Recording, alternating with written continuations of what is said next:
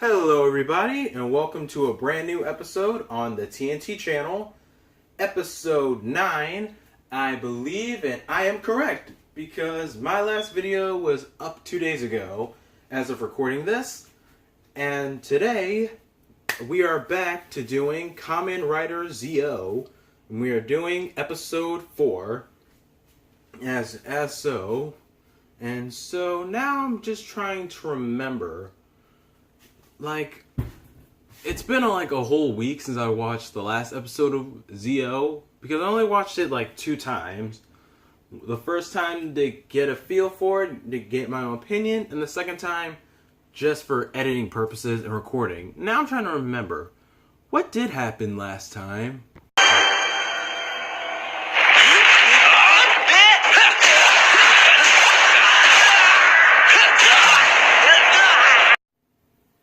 Oh, yeah, that's right. X8 was beating the hell out of Zio and Gates. Wait, what?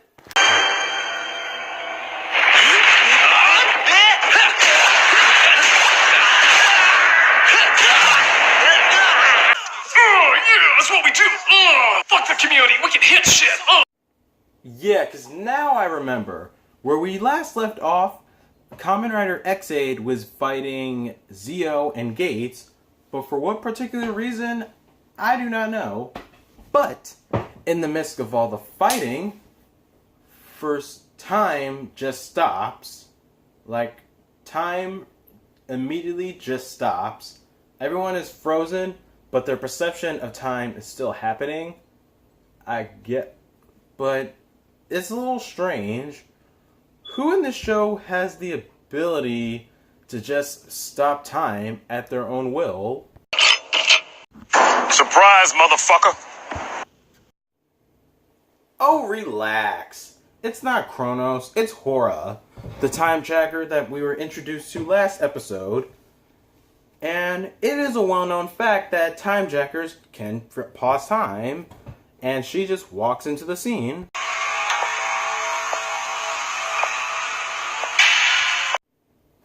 Oh my god! She broke X8's fourth wall! The diseased maniac! Either way, she just arrives and comes to reset the another X8 ride watch, then leaves. And after she's left, like, Emu de-transforms, and this is the first time. Let me think. Now. Yeah. Okay, got it now. I need a second to remember. And Hora arrives to reset the another X8 ride watch. She does so, and another X8 comes back to life, triggering Emu to lose his powers and his memories of becoming a KamenRider, or for that matter, being a KamenRider. Which states that history has now been rewritten, and that was the first scene. Now in the next part, keeping in mind of all the patients, they decide to recruit Emu to help them. Then Emu decides to turn down the offer, and he's going to solve this all a totally different way. Pretty surprised that Emu wasn't going to help out. Gates decided he wasn't going to just sit down and take it and travel back to 2016 to defeat another X8. Still mad at Sogo for what he said last episode.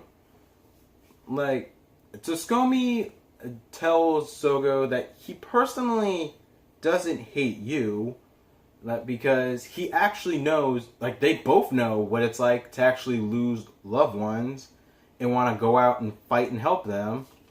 And in the future, like, Sogo's the one who took their loved ones literally away from them. And so, yeah, Gates doesn't actually hate him, like, at the moment. Like, he doesn't hate this current Sogo, but he does hate what he will become in the future. And with Shogo now realizing this, like, like he understands now why he acted the way he acted the way he did, and why he acts the way he does in general. This part of the episode, I actually do appreciate.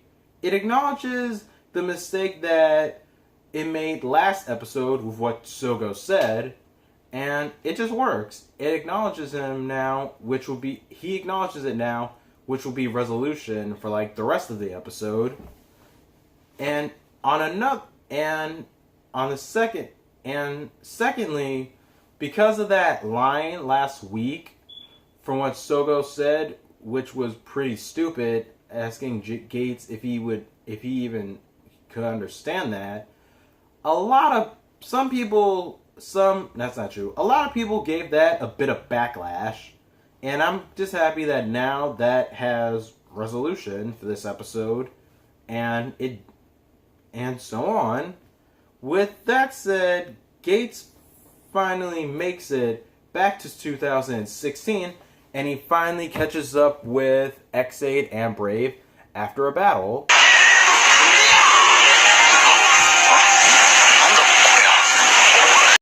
It's a Megazord. Use it against your battle against Pac-Man later, once you meet KamenRider Ghost.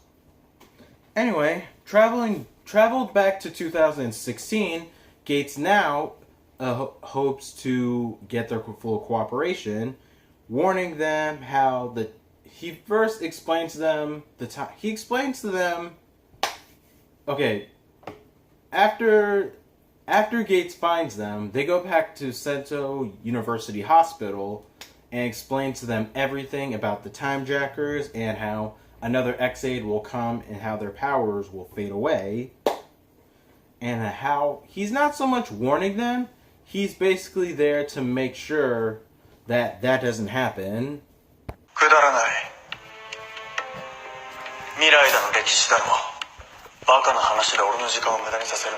You live in a world where a disease that spawns from a video game can kill you, and there are visual effects literally around you when you fight and transform.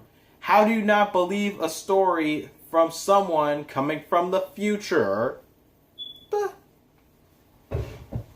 So, either way, Gates notices that Hiro's a bit of a prick, and Emu tells him that he shouldn't be talking. And as we're still in 2016, we get the full story as to why the father decides to become another X-Aid, which should be no surprise. His kid looked like he was dying, and that's the whole reason as to why. But we get that shot alone because Hora goes back to fully reset the Another X-Aid ride watch and recreates Another X-Aid. Now, with that done in 2016, Emu feels his powers starting to fade, and Gates heads out to deal with another X-Aid. And this is another thing that's a bit strange, but might as well just put that out there right now, that while in 2016, I guess they can make phone calls to 2 years into the future, since Gates is calling and in battle in 2016, and Toskomi and Sogo are still in 2018. That's a little weird, but I don't know. That's happened before in time traveling stories, right? Tell me if that happens before. But either way, while in battle, he can't seem to shake another X-Aid off, and asks for an idea for something that can beat him. And as scheduled, Sogo has his Jimmy Neutron Brain Blast, and finally decides to go find Emu. Or before he finds Emu, he first has his Jimmy Neutron Brain Blast as scheduled and as usual. And here's the reason why Emu told them not to get involved. Like, he actually, for investigating the game, Emu goes out and actually is able to contact the dad of the kid And here's the whole reason for why he's another X8 and what's he doing and how he plans to change it all. Another X8 created the game to find donors for his son to save him back while he still had a chance, because his son doesn't make it, and if he was admitted earlier and performed on by Hero to do a special type of surgery, I guess, then the kid would still be alive. So all of this were to find perfect organ donors for his son. One, organs that the sizes were big, were the exact size that he was looking for, a perfect match. So that was basically the whole reason for everything, to which Sogo found out. And trying to convince the dad to stop this, like, the understanding of desperation of fighting for a loved one, this episode makes that pretty real and pretty early on as well. But caught up in the despair, the another X8 backs them off, and he escapes. And was so, but Emu finally understands Sogo, and Sogo finally understands Emu. And quick thing now, with Sogo informing Emu to you focus on the patient, I'll take care of him. He encourages Emu, like, you shouldn't be handling all this alone. You gotta accept help for situations like this. And he goes on about an inspirational speech. And that's the wrong button, but yeah. Well, but I'll skip on the video for today. But, so, let's just go on to about the rest of the story. With Emu agreeing to doing said condition, he willingly gives Sogo the X8 ride watch, and he said before that he was wondering where it came from and has been waiting to give it back to its rightful owner and assume it to be Sogo. And as Sogo accepts it, he leaves for 2016, and Wool intervenes to stop him in his own mech, apparently. No, it's a potluck. Either way, the fight it's a very quick fight, and after Zio is done with him, he heads forward to 2016. Finally showing up there, Gates is not pleased about his arrival at all, and asks if he even believes him.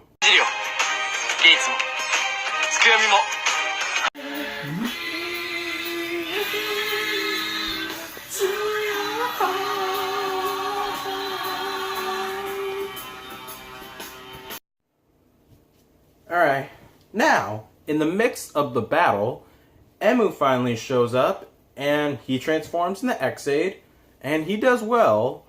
And at that moment, like, Sogo realizes that the only way to beat another X8 is to use X8's powers, and just in the nick of time, because X8's powers on Emu soon begin to fade out.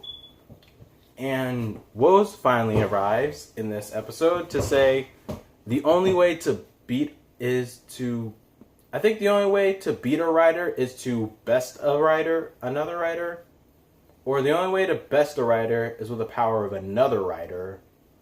But either way, we now get the debut of KamenRider Zio X8 Armor.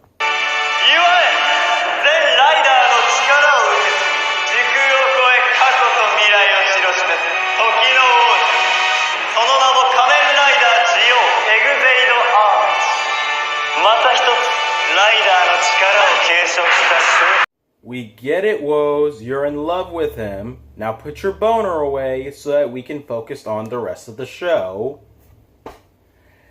Anyway, now we have the X8 armor. So let's talk about this form. Frankly, I'm a little mixed on it, really. Because I've looked at this picture thinking, okay, well, here's my full thought. The suit alone on it, I do like. I like the chest and how the body really is. As for the helmet, I've grown to accept at this point that with the previous Heisei Riders helmets, like Zio's helmet's going to be worked in there one way or another. And with the whole kanji and his whole thing here with the clock hands, that I've grown to accept. The one thing about this form I really don't like are those hammer hands that he has. It's like, and for a moment I couldn't even tell if his hands even show when he has them on, because he does the finisher with them, but I couldn't find where his hands could stick out. Because first of all, with these hammer hands, like, I get it, they represent like X8's weapon, the Gashikon Breaker, you know, that hammer. But you could have just gave him the actual hammer. You didn't have to give him the actual freaking hammer hands or some shit. It's like, at first, you can't tell. I first thought that he held them like this, and it was just bop, bop, bop, bop, bop, bop, bop, bop, bop, bop, bop. No, there are actual holes for his hands, so it's still just bop, bop, bop, bop, bop. It still looks like you're playing like aggressive whack-a-mole and punch-a-mole and whatnot. It's just, this form would be fine, but those hammer hands are just stupid. It's ridiculous. But anyway, as Sogo, using the X8 armor, now defeats him. And another thing about the X8 armor, weirdly enough, online, some people like the X8 armor alone more than the actual X8 suit. And I don't know why. It's just strange to me. But either way, with the X8 armor, he finally beats another X8 by breaking the fourth wall again. I am not kidding. Sogo actually looks and realizes the sign there, the critical burst, or whatever it says. He sees it actually there, hits it, and then uses all the pieces, all the letters and whatnot to beat another X8. Like, they're breaking X8's fourth wall. Like, they're literally breaking its fourth wall. Like, Deadpool must have wrote this episode or something. Like, Jesus. But either way, another X8 is defeated. The dad is fine. And as we go further into this, the dad is fine. And he appoints Emu and Hiro to take care of his son.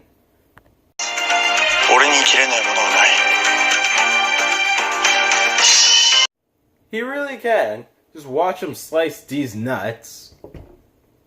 If I had an actual plate of nuts right now with them broken out of their shells, I would bring them up and show you just nuts actually out of themselves to say that he could slice them out.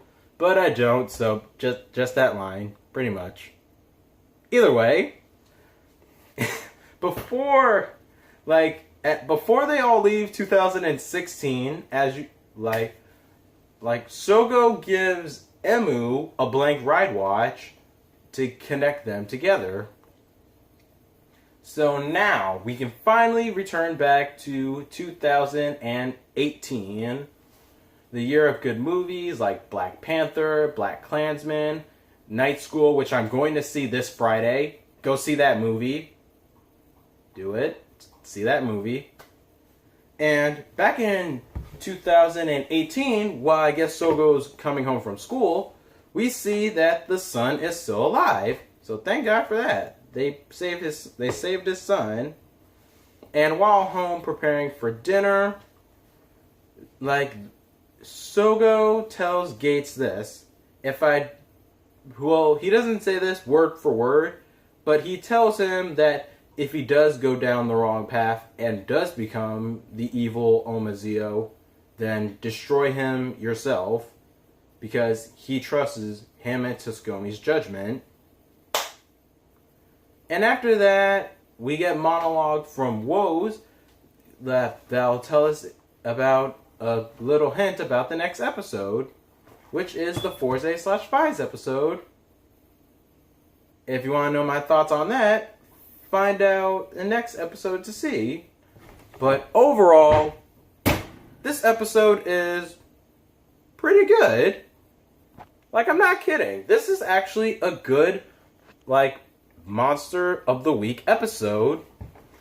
Like, it's not like other Monster of the Week episodes. Like, you feel like there's sort of a gap missing. Like, reason for why Monster of the Week, Victim of the Week episode. Like, you feel like there's some type of gap in Victim of the Week episodes. Like, okay, reason for becoming the monster, becomes the monster, reaching out to them, like that, but it fails, doesn't work. But in this, it's okay, reason to become the monster, becomes the monster, reaching out to them, and more explanation and more depth adds to this side, because we already get the two sides for we already have like two pieces of the antagonizing side, but we always get like the one protagonist side in Victim of the Week episodes, especially in two-parters.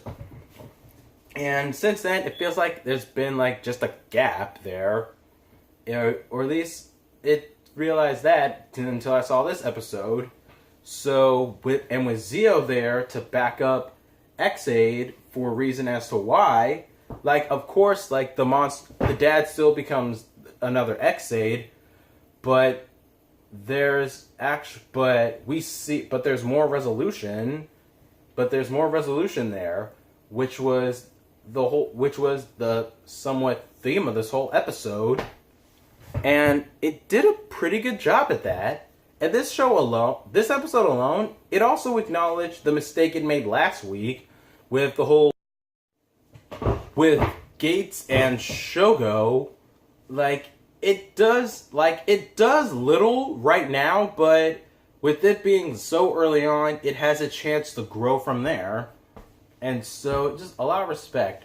Also, just like in the last episode, they did technically change history because the kid survives, but Sogo still gives Emu a blank ride watch, to which I still believe that by doing so, like, Emu could still regain his powers.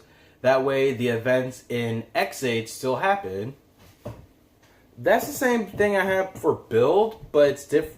But the only thing that makes it different is because multiverse theory, and Build now having its own separate timeline and paradox. And yeah. But yeah, that's about it for this episode. Alright, and I've been at this now for 2 whole hours. I am not kidding. These reviews take up a lot of my time. It's because I have to rewatch, actually for editing purposes, and then take notes. Then when finally it gets to filming, it takes up really a lot of my time, because some of these come up to like 20 minutes, but really I'm going at this for like an hour. But that's about it for today. Alright, I might change days for when I upload videos, like, because I upload on Mondays, Thursdays, and Saturdays. And yeah, like I said, I might change up my days. I don't know what I'll do yet, but I'll figure that out. But until then, thank you for watching. Please tell your friends about this. Like, subscribe, because I do have some fun ideas in mind in the future if I get enough subscribers to do it. And thank you for watching episode 9 on the TNT channel. As always, my name is Tamir. I'll see you next time. Peace.